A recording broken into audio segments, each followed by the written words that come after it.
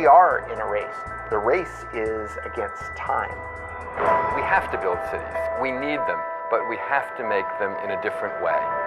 We need a wave of innovation, not only for our way of life, but also the planet. The consequences would be enormous if we lose this battle.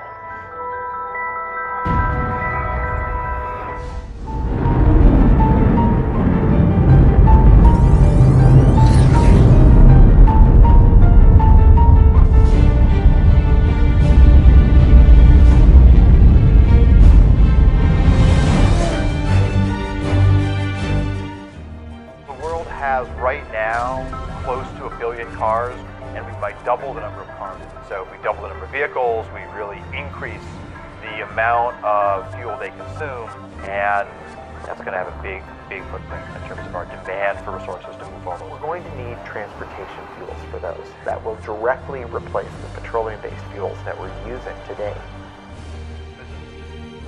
It's the backbone of modern life.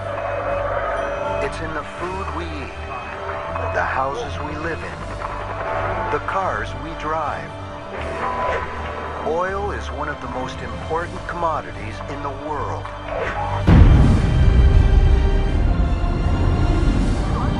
Been declared to deal with the emergency. Food shipments are being delivered to New York. Hundreds of thousands are on the move. They say the cities are growing too dangerous. The European Union has taken control of the airports and rail lines, rationing of fuel for emergency.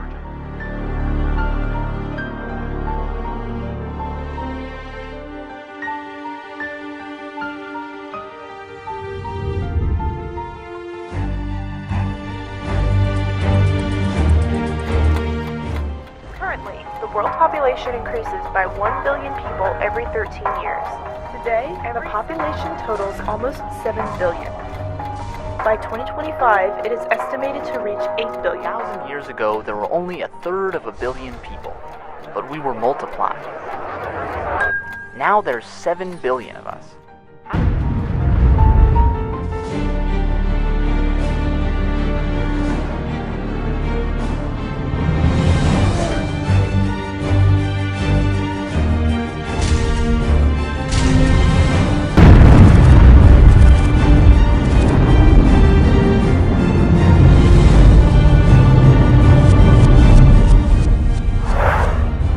Healthcare is clearly a hot-button issue in the upcoming elections, but putting politics aside, what is really going on with Our healthcare costs? spending is 10 times what it was back in 1980.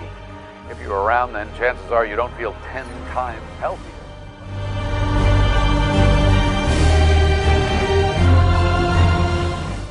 Census Today released its annual report on economic well-being and found that the rate of poverty among Americans is climbing and reaching some pretty frightening peaks. There are more homeless people living in New York City today than at any time during the Great Depression of the 1930s.